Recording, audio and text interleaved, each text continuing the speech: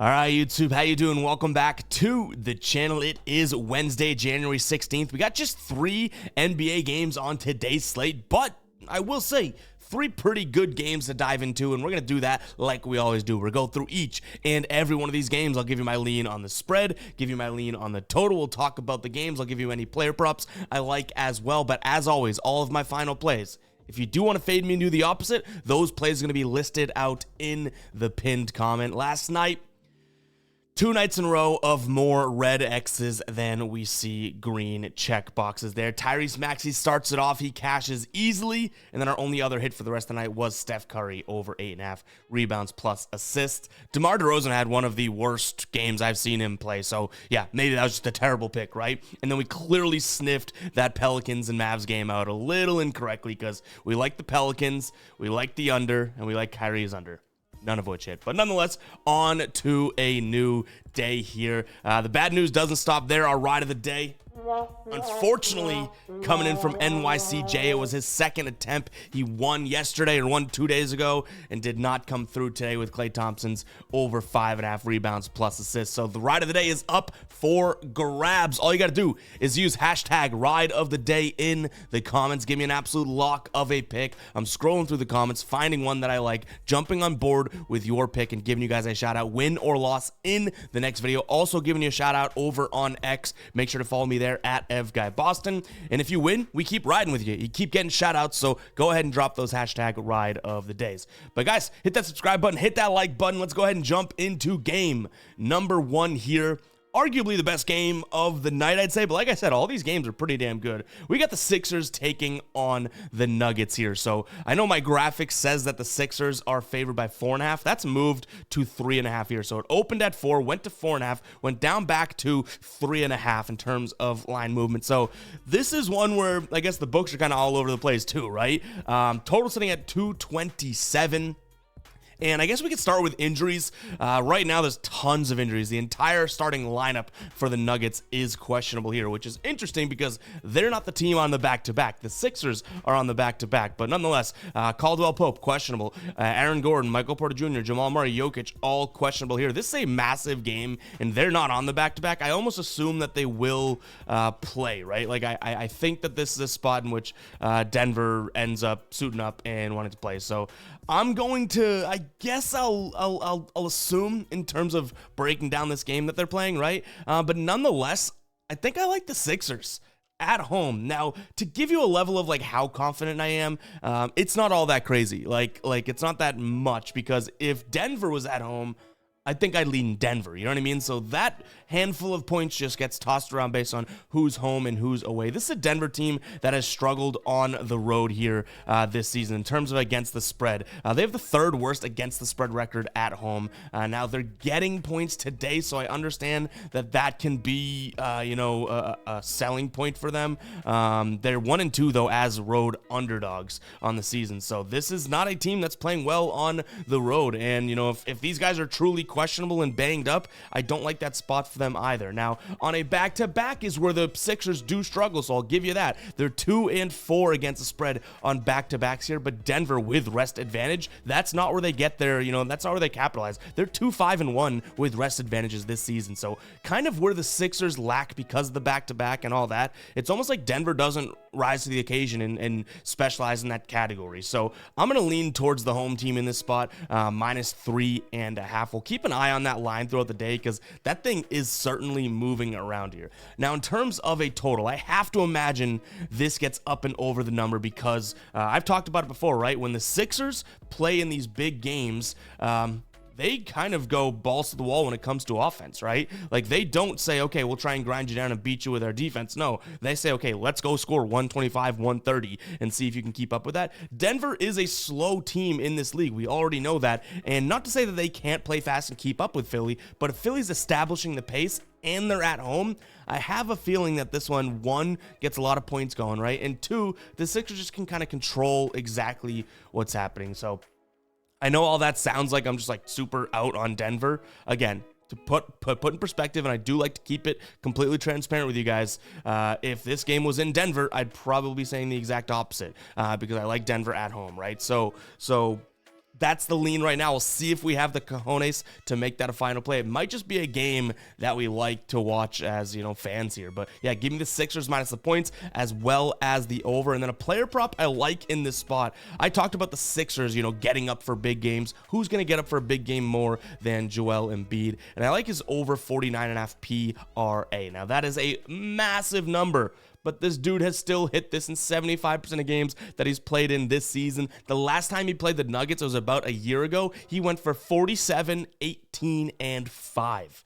So I think this guy likes to, show up for big games. And the Nuggets here, in terms of what we're looking at defensively, they are good at, preventing rebounds, preventing assists to the big men position. But in the last 7 here, they're allowing centers the 6th or 7th most points to centers. And they haven't been all that crazy on the year. Like Jokic, big body, strong body, all that. Embiid can still score on him offensively. So I like Embiid in this spot to go up and over into the 50s for PRA. Like I said, it's a massive number. So does the number keep from being a final play? We'll see. But keep an eye on the pinned comment for that, guys.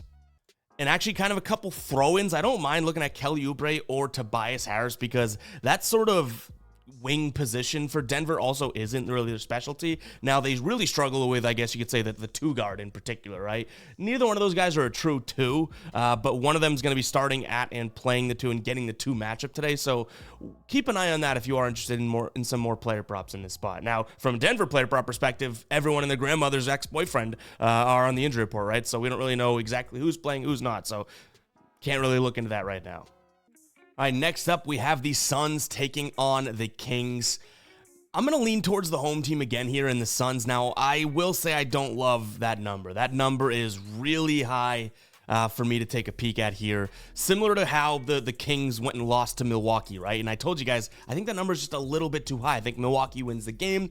The Kings end up losing by just 1 point. But this Phoenix team, I think everyone's going to think this is a Phoenix team that's in shambles, and they are for a lot of reasons in a sense. And when I mean shambles, it's like people thought this was going to be one of the championship contending teams with that starting 5, or I should say even the big 3 there. And they haven't really gotten there. But that being said, if we can get this number to 5 or 4.5, I like them at home here in this spot because I think that they're going to be a little bit more, I guess, defensive than Sacramento is. Now, this isn't really a Suns team that specializes in defense whatsoever this season, but again, they are at home, and this is a defense that, when at home plays a little bit better, allowing just below average in terms of points per game, allowing a couple points below in terms of opponent field goal percentage, and in their last 5, they've definitely played a little bit better. So, yeah, I think if this does turn into a game in which stops need to be made, it's crazy to say, but I like the Suns to do that more than I do the Kings. So it's a slight lean. But again, if this gets to 5 or 4.5 in terms of a line, I could see this being a final play. So give me the Suns at home here. And I kind of already alluded to what type of game I think it's going to be, right? 243. I think this game turns more defensive than people might think. So I'm also going to take a peek at that under 243. I think I saw it at 244 for minus 108 on DraftKings.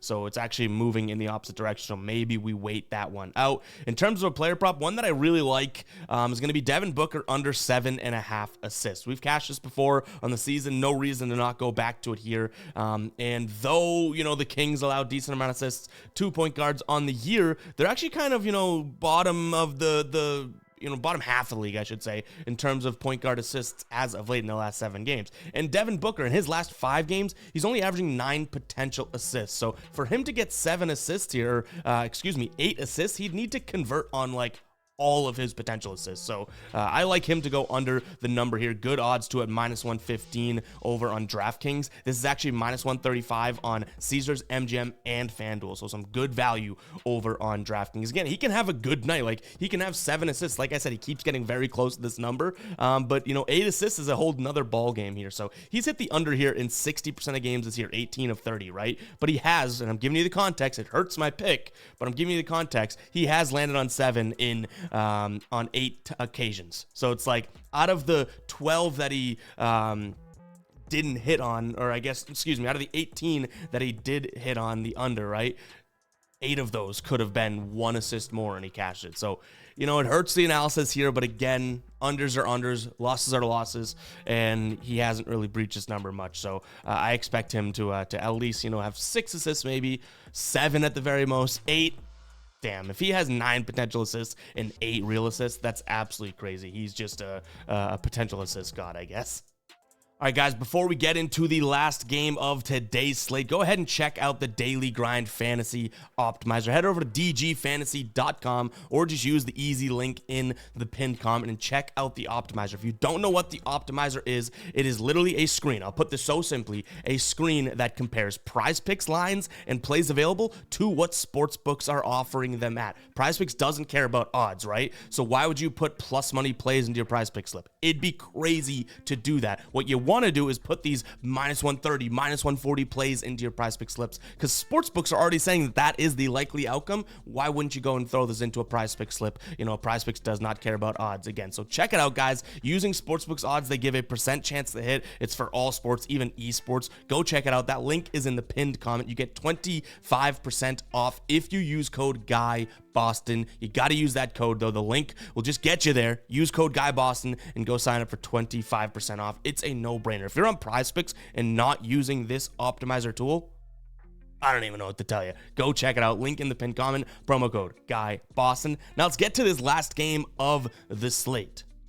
All right, we got the Clippers taking on the Thunder, and like I said at the beginning of the show, I was like, maybe the Nuggets and Sixers are the best game. Like, I think that this could be the best game on the slate. I still think people sleep on the Clippers a little bit. No one's sleeping on the Thunder. That team is ridiculous and one of the most entertaining and fun teams in the NBA, right?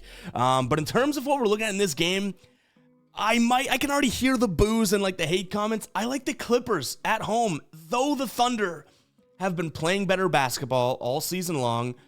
Marginally, actually, you can make the argument that Clippers are kind of right there, right? But again, they don't really have that like spice to them. Like they're the Clippers, for the stars they have on their team, are still kind of like a boring team, which kind of makes sense. Like they have lackluster stars, right? Like Harden and Westbrook are quiet now. Used to be loudmouths in a sense. Paul George doesn't say boo lately. Kawhi Leonard's boring as all hell. So it's like they have these 4 like former MVP candidates or former MVPs, and it's like. No one really talks about them that much. But nonetheless, I will say that this is a Clippers team that, I really believe in that starting lineup, and I think that this is a good spot for them here. They played back in, I believe it was mid-December, and OKC wiped the floor with the Clippers, okay? So this is a revenge spot at home here for the Clippers, and I think a lot of people are going to be on and I don't think Kawhi played in that game, but this is going to be a spot where I think a lot of people are going to believe in the Thunder because of how good they are, and you know what?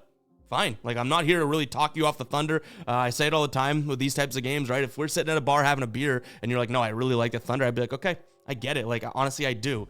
I just think that this line is 5.5 for a reason. I think the books know what they're doing when they set these lines. This did open up at 6, and clearly a lot of Thunder came in because they moved it down to 5.5. So I think the books know right where this game's going to end. So give me the Clippers here. And then in terms of the total, I like the under. It's crazy, absolutely crazy to take a Thunder under. I get rhyming, but this is a Clippers team that plays to the under more than they do the over. They've cashed more unders this season than they have overs, and as of right now, in the last 5 games here and last 7 games, they're the slowest team in the NBA when it comes to pace. So if I think that they're going to win and win by 6+ points covering that number, I gotta lean towards the under, right? And then for a player prop that I really like in this spot is going to be James Harden over 24.5 points plus assists. So his assist line right now is at 8.5. His points line is at 16.5 there. So I like those numbers and how they work out. And on the season here, this is a line that I really think favors James Harden. Thunder allowing the 5th most points to opposing point guards, the 4th most assists to opposing point guards. James Harden averaging 16 potential assists per game. Last time they played, which was that mid-December game I'm talking about, he went for 23 points and 6 assists. James Harden's been dishing the rock like you read about as of late. In his last few games here, in terms of his last 5, he's had 9 assists, 10 assists, 11 assists, 9 assists, 8 assists. If he gets us, a minimum 8 assists today, I think this one cashes because even from a points perspective, right? Like, he has been shooting enough. He's been shooting a bad percentage, but on any given night, he's averaging, 10 to 12 shot attempts per game. I like this spot from him. And most of those, like half of those, are coming from 3. So if his percentages just kind of bump up a little bit into what he's done, I guess, on the season, I like this hit to hit here. Again, over 24.5 points plus assists. Rebounds, I almost considered throwing in just PRA, let him do everything here, but it does jump up to 30.5, and this is a James Harden that, you know, any given night, he might not want to mix it up with the rebounds. Like, he would need, in my mind, 6 rebounds to go and make this one a no sweat, right? And he's only averaging 6.6 rebound chances, never mind actual rebounds. So went with points and assists instead. But guys, that is going to wrap for today's video. Hope you guys did enjoy it. Hit that subscribe button, hit that like button. If you made it this far into the video, go ahead and comment 16 because you're almost at the 16 min mark and it's January 16th. Funny how that works out. Maybe it is some good luck. Make sure to get those ride of the days in because we are looking for a new candidate here. So make sure to drop that in and I'll catch you guys in the next one, all right? Peace out.